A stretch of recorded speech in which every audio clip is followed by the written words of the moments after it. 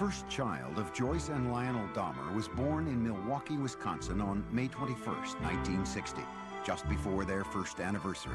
His name was Jeffrey.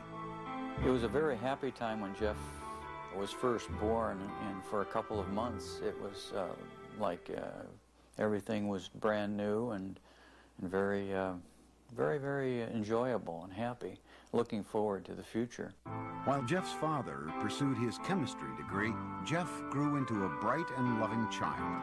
He was very exuberant. He liked to wrestle. He liked to run around and ham it up for the camera. And he liked to play with kids. He liked to get together with them. And he was very outgoing. Jeff was also an extremely curious child. He seemed to want to play with things and feel things and get to know their texture, and he seemed to be very much in tune with what's around him. He just wanted to know what was going on. He had a fascination with animals as a youngster. Once, 4-year-old Jeff watched his father collect the bones of small animals that had died under the house.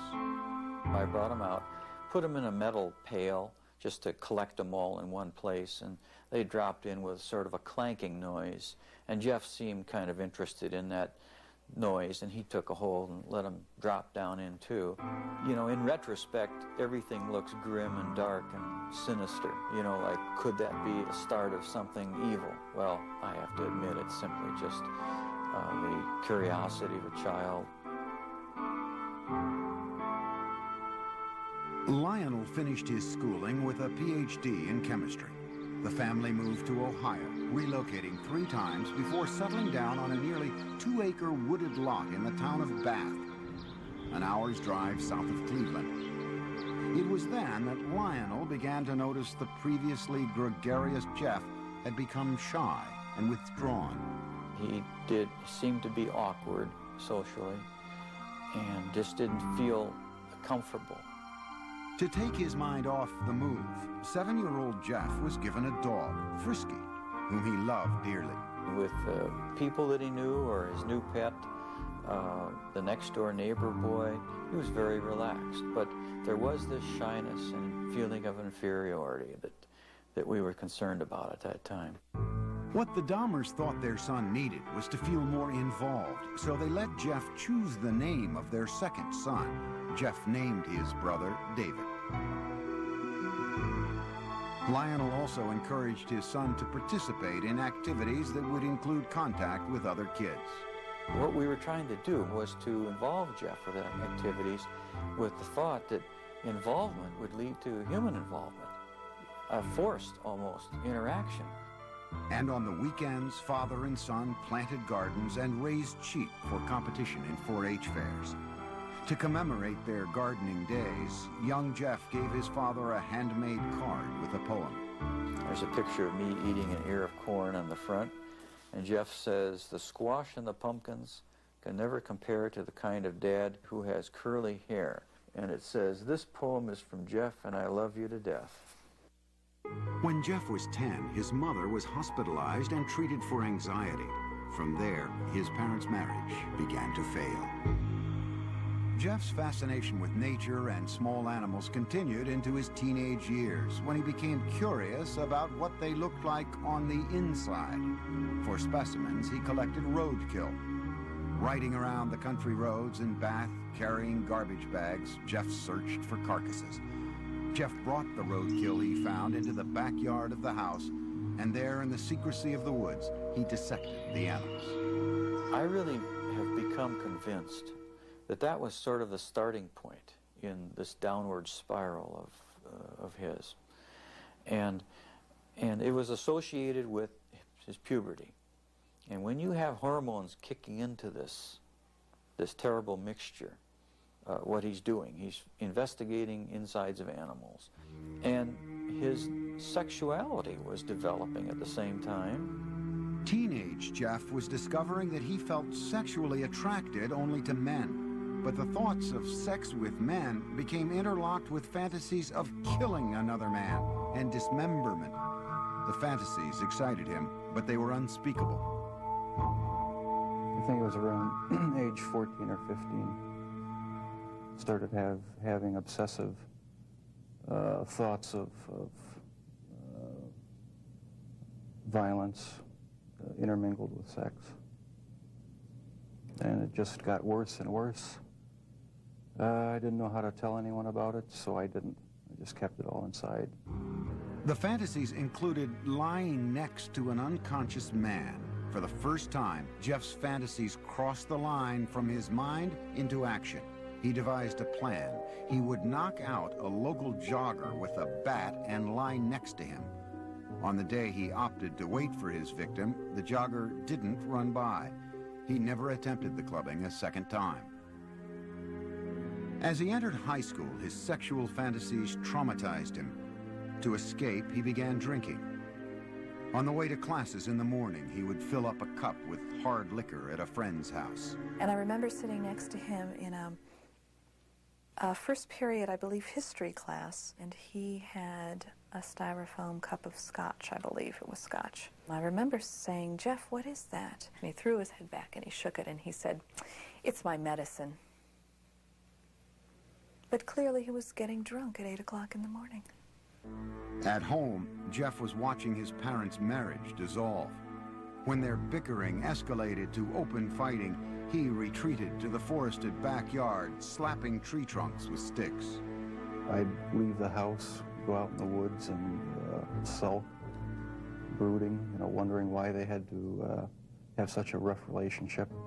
He remained aloof with few interests and no close friendships, but he still seemed to have a sense of humor. On the high school tennis team, Jeff spent most of his time goofing around rather than playing a serious game. But more often than not, the jokes were at Jeff's expense. He gained a reputation as the class clown. Acting out in a bizarre or unexpected manner became known at his school as, quote, doing a Dahmer. All of a sudden, you'd be walking down the hall and you'd hear someone yelling and hollering and running through the hallway, and it's Jeff Dahmer in the middle of the day, running, flapping his arms, yelling, hurricane drill, everybody hide. At one point, Jeff collected money from classmates in exchange for a show at the mall. And a woman is handing out samples of sunflower seeds, and Jeff is taking one, and then another, and being very polite, like he always was, and then just spits them out all over the place, and starts yelling at the top of his lungs, "I'm allergic, I'm allergic, I'm allergic," and runs away. During his junior year, Jeff went along on a school-sponsored trip to Washington, D.C. And Jeff said, "I have an idea, let's go see the vice president." And we sort of all laughed and said, "Yes, sure, the vice president." Jeff went to a payphone. When he returned, he announced that they would be seen in the office of Vice President Walter Mondale in 2 hours. He had explained that we were high school students from Ohio working on our school newspaper, and we were in town for a week, and could we come and talk to someone in the vice president's office? His slick talking worked. Dahmer had gotten his classmates inside the executive office building to meet with Mondale. In the classroom, Jeff was something of a model student. Very polite to adults, dressed very nice, very respectful to teachers. Did his work. He could be an A student if he wanted to. Other times he would fail a class because he had no interest. He could be very polite with very good manners. Yes, sir. No, sir, when he spoke with teachers. He was perfecting his ability to fool authority figures. But as time went on, Jeff became less interested in his performance at school. No one really knew what was going on in his mind. He didn't open up to anybody. He didn't have any close friends. And he had really slipped away from his social life the older we got in high school. At the school near Bath, Ohio, Jeffrey remained an alcoholic outcast. His behavior was the subject of mockery from other students. I don't think he connected, he didn't engage with people. So if you don't engage with people, then you give and take of conversation and feelings, then you end up internalizing a lot. You fantasize a lot. And then the next step is to think that some of those fantasies may be real. A step Jeff was ready to make. He would kill his first victim just after high school graduation. For Jeffrey Dahmer, the summer of 1978 started with high school graduation. It would be downhill from there. His parents, after years of open and bitter fighting, divorced. Jeffrey's father, Lionel, moved out of the family house in Bath, Ohio, and into this nearby motel. Unbeknownst to Lionel, Jeff's mother took younger brother David and moved to Wisconsin. Jeffrey found himself home alone. Jeffrey was 18, and like most teens his age, he had active sexual fantasies. But Jeffrey's deviated from the norm to include thoughts of killing his lover. Now the isolation of the empty family home gave him the opportunity to act out those fantasies. Just weeks after graduation, Jeffrey picked up a hitchhiker along the road. It was 18-year-old Stephen Hicks. I wish I just kept on going, but I didn't. Turned around, picked him up, and that's when the nightmare became a reality. Jeffrey invited Hicks back to the house. They drank beers and spent a couple of hours just hanging out. Then Hicks said he had to go, but Jeffrey didn't want to be alone.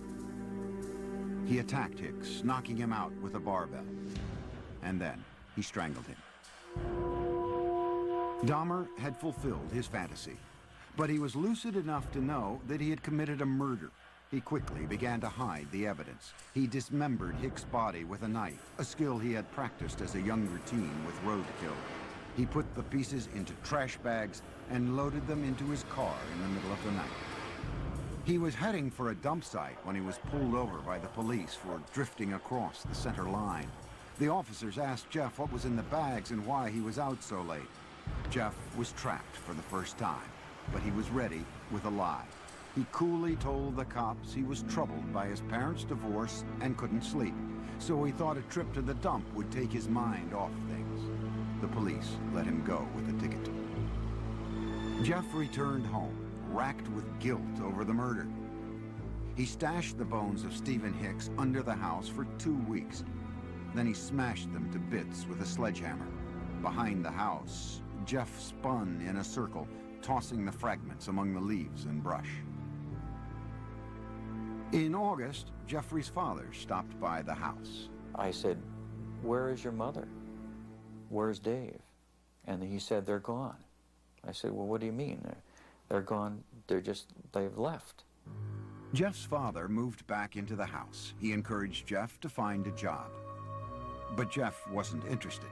He spent his days drinking, even getting himself arrested for public intoxication.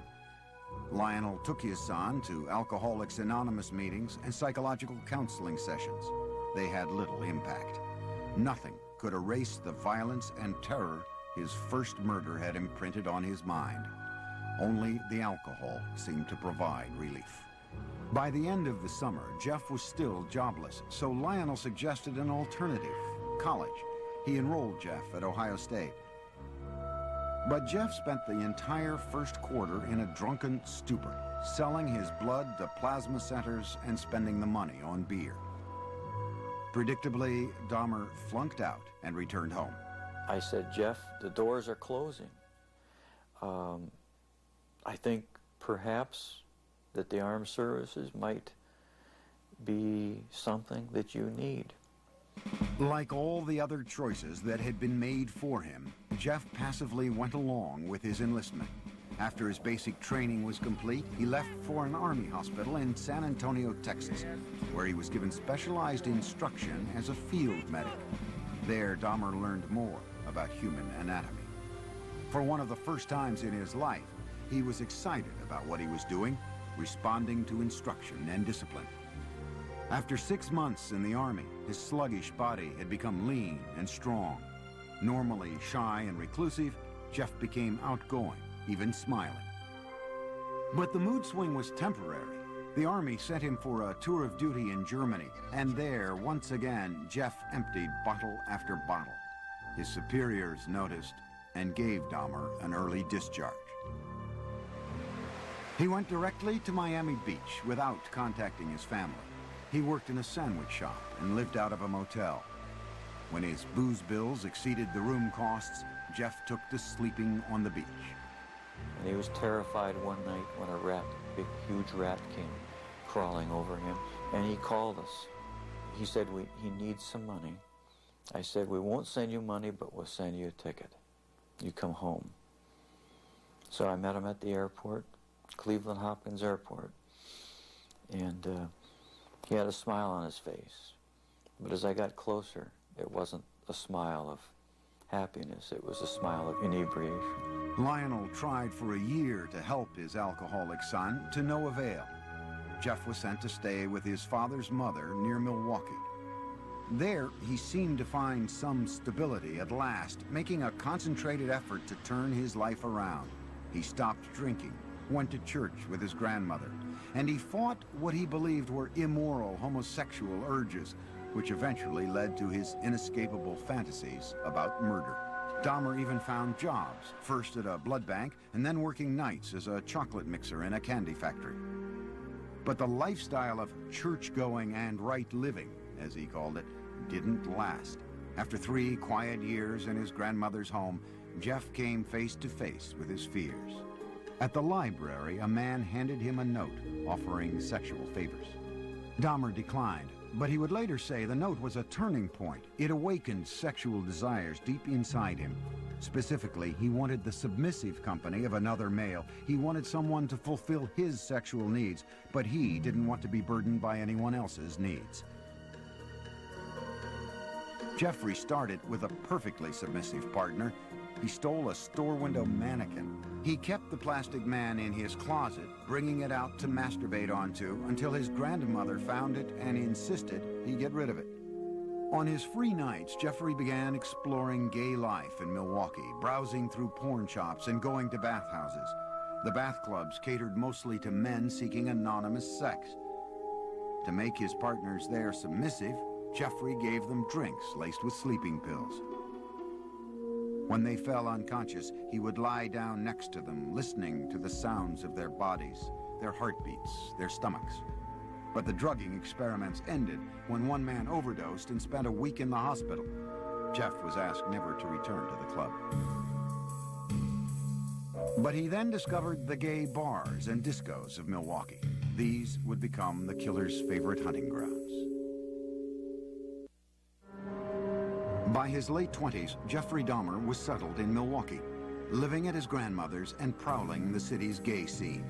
No one suspected that this reclusive loner with boyish good looks was on his way to becoming a psychopathic serial killer.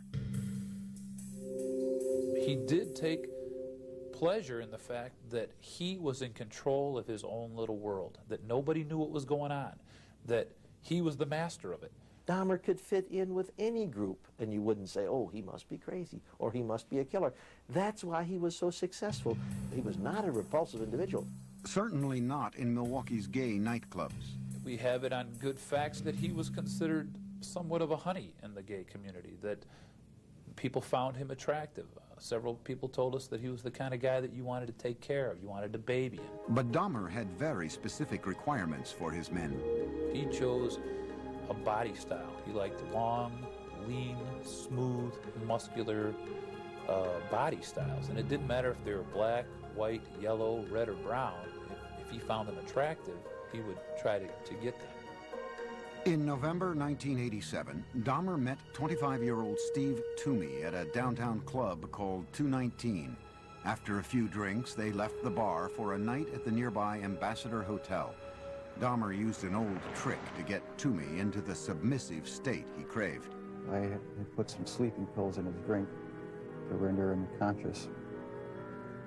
And was just going to spend the night with him. When I woke up in the morning, my forearms were bruised, and his chest was bruised, and blood was coming out of his mouth.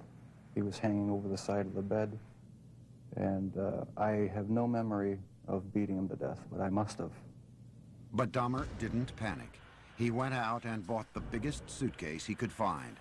At the hotel, he crammed Toomey's body into the case, dragged it into a taxi, went back to his grandmother's house, and dismembered Toomey in the basement. That's when the obsession went into full swing. He decided after that second death that he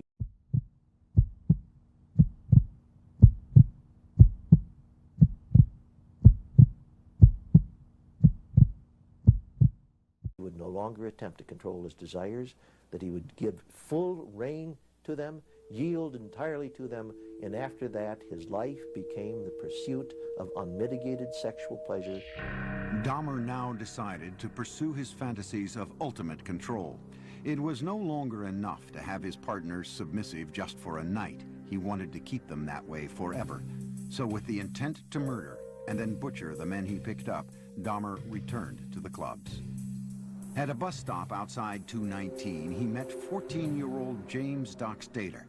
Dahmer offered him $50 to spend the night with him. They took the bus back to Dahmer's grandmother's. While she slept, Jeff and Doc Stater had oral sex. Then Dahmer drugged and strangled him, his preferred method for killing. He stated in no way did he ever want to hurt anybody, as funny as this sounds. That is the reason why he killed everyone by strangling them, because not only did he get the power and the thrill of committing the murder, but it was also the most humane way. With Doc Stater, Dahmer further explored his dark fantasies. He hid the body in the basement for a week and continued to have sex with it.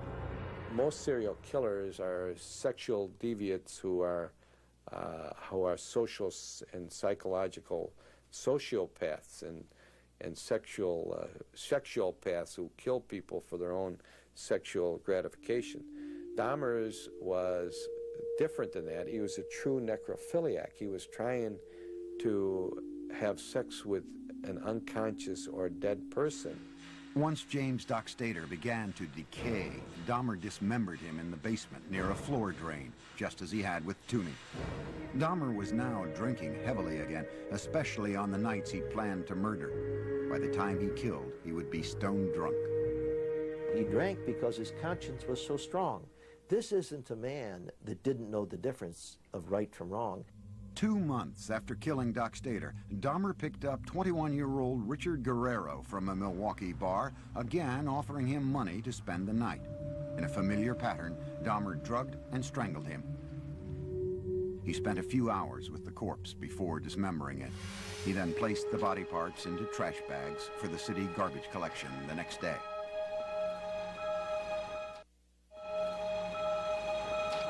In the summer of 1988, Jeff's grandmother asked him to move out.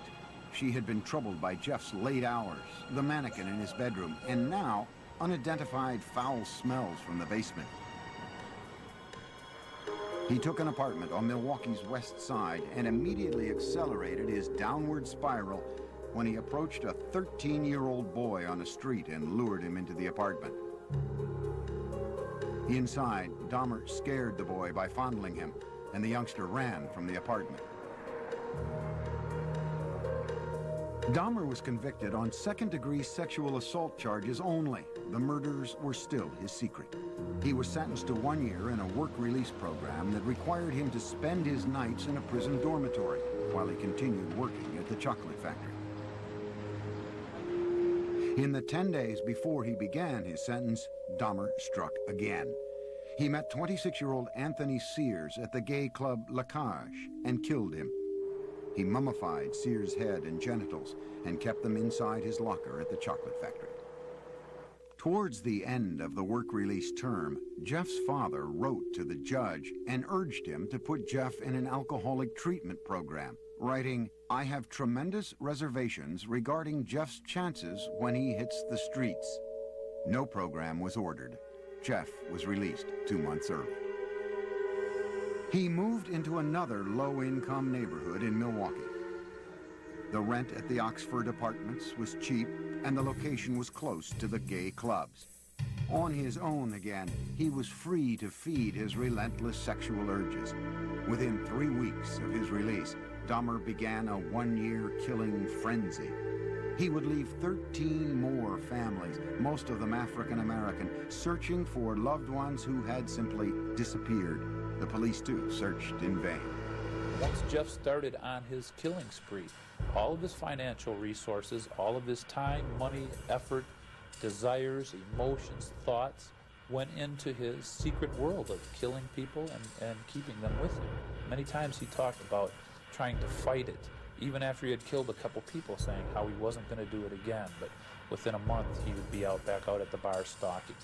One victim almost got away. Dahmer had drugged 14-year-old Konorak Synthesomphone, the brother of the boy Dahmer had been jailed for molesting the year before. As Konorak slept, Dahmer went out to buy more liquor. But while he was gone, the teen woke up. He staggered out into the street naked. A concerned neighbor called 911. Milwaukee Emergency Operator 71. Okay, hi. I'm on 25th and State, and this is young man. He is butt naked. He has been beaten up. He is very bruised up. He can't stand. He's study fall out. He is butt naked. He has no clothes on. He was really hurt. Police arrived. By this time, Dahmer had returned from his beer run. As he had with police in Bath, Ohio after his first killing, Dahmer smoothly lied. He told police that Konorak was his gay lover who simply had too much to drink. He brought the cops into his apartment and showed them Polaroids he'd taken of the teen, proof, he said, of their relationship. The police believed the 14-year-old was of legal age and left him behind with Dahmer. They wrote the incident off as a lover's quarrel. Again, Dahmer had been slippery enough to keep his killings a secret. As soon as the cops left, he murdered the boy. Inside Dahmer's apartment, the bodies began to pile up. So he bought a 57-gallon drum and filled it with a powerful acid to dissolve the dismembered limbs and torsos. After weeks in the acid, the remains of Dahmer's would-be lovers became sludge, which he flushed down the toilet or the bathtub drain. For others, Jeffrey boiled the skin off their bones on the stove. A sweet, bitter odor of death began to infest the building, and many tenants traced the smells straight to Dahmer's door. It's awful funny. Whatever Jeff was cooking, Jeff never bought no groceries. So what could he have been cooking that smelled like chitlins? Chitlins have a very peculiar, nasty odor to them, you know. Dahmer was pathologically lonesome, not wanting his sexual partners to leave him even after death. He took keepsake photos while removing their flesh and then preserved certain parts. And one thing led to another. It took more and more deviant type behaviors to satisfy my urges.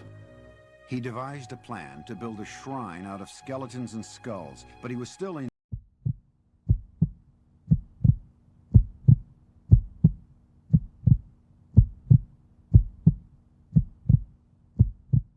search of the perfect partner, one who was completely submissive but alive and not prone to decay.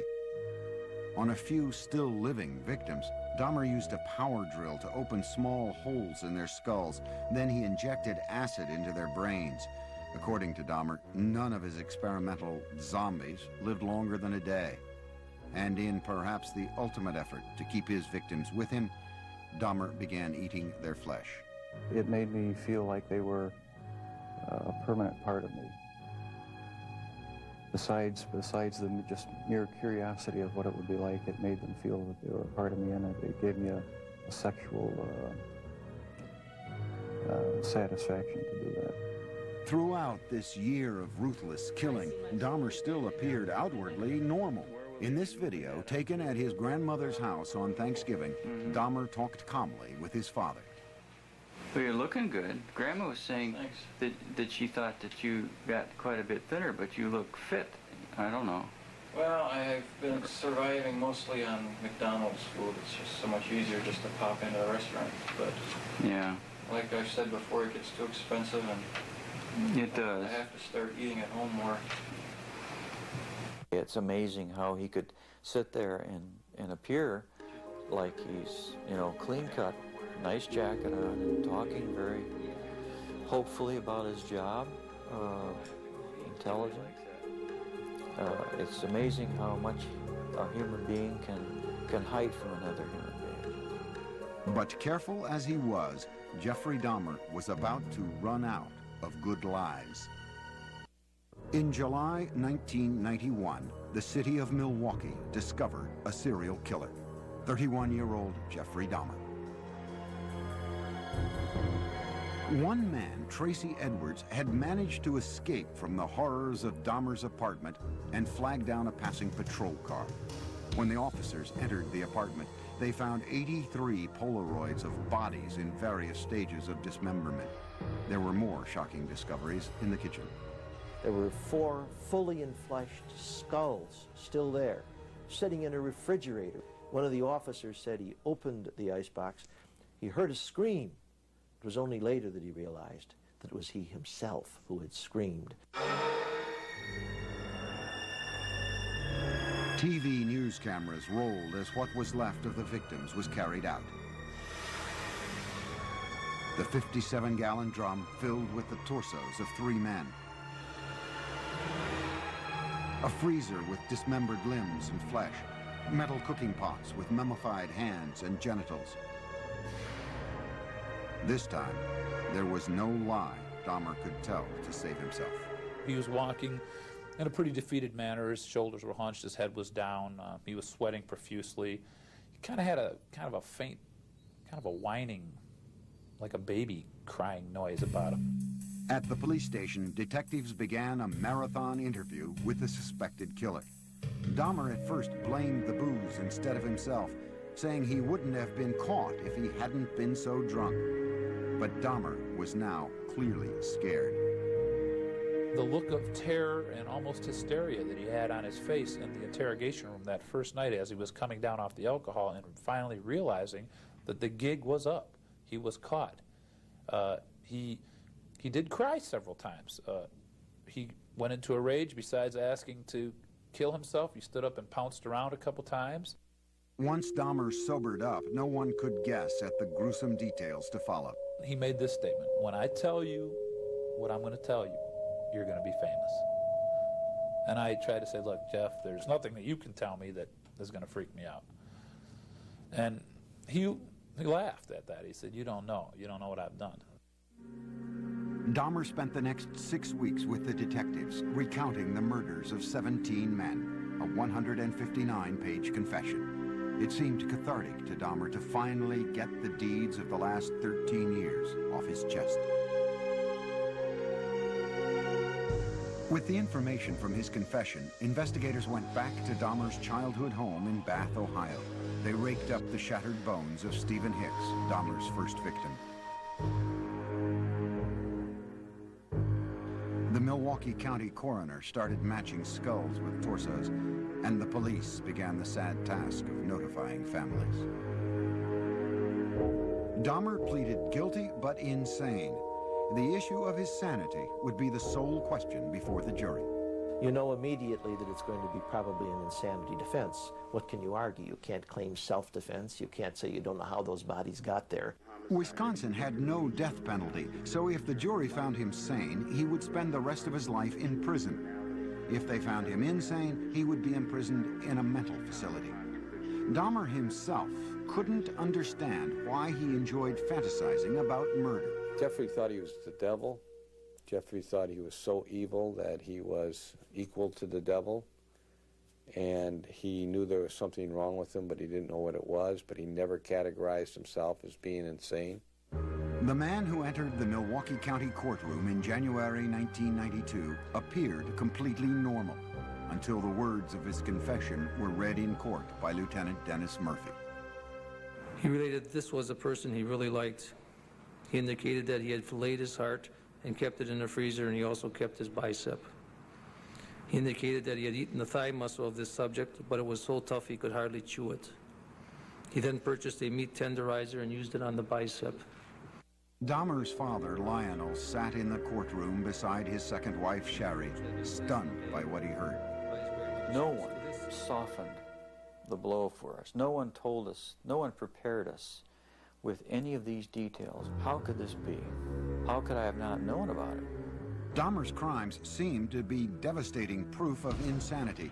What else could explain the actions of a man who had sex with the dead, dismembered their bodies, preserved their skulls, and ate their flesh, all for sexual gratification?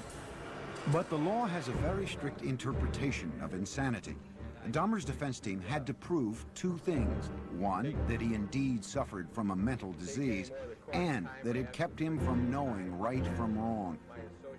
Necrophilia, a compulsion to have sex with the dead, is recognized as a sexual disorder, but it does not make one legally insane. He argued that the necrophilic drive was such that he could not control it. But we don't accept that in the United States as a defense, no more than we accept a pedophilic drive of the man who wants to have sex with children. Ladies and gentlemen of the jury, I understand you have arrived at verdicts in this matter.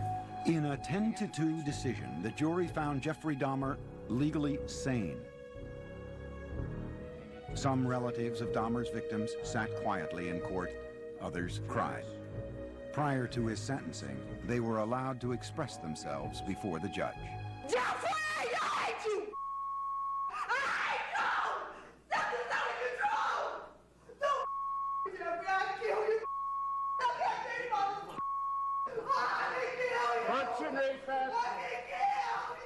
Once order was restored, Dahmer spoke publicly for the first time. I feel so bad for what I did to those poor families, and I understand their rightful hate. I have seen their tears, and if I could give my life right now to bring their loved ones back, I would do it. I am so very sorry. Many questioned the emotional depth of Dahmer's apology, whether a man who killed so routinely had the conscience to feel remorse. The judge sentenced Dahmer to a 937-year prison term, but it would last only a few tormented years. Jeffrey Dahmer's final home was the Columbia Correctional Institution in Portage, Wisconsin.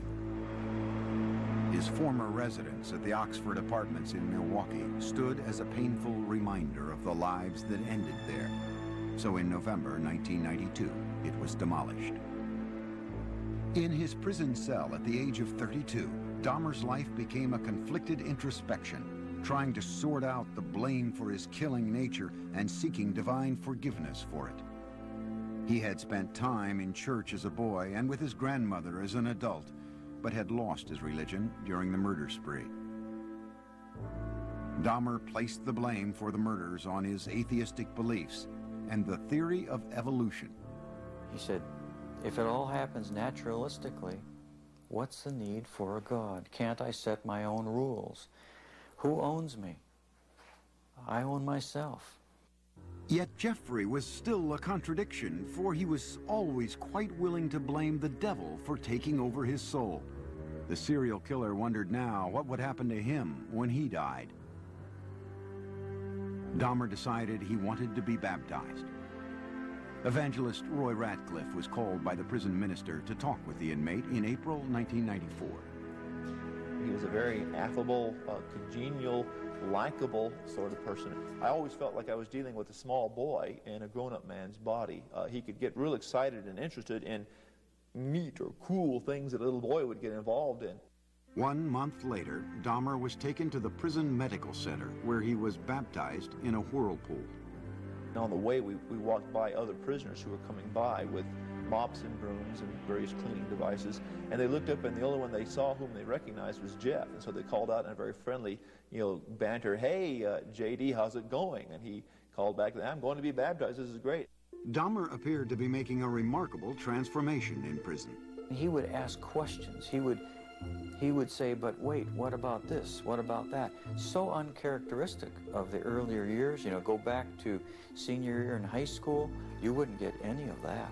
He was so interactive and so concerned about our welfare. He was reaching out.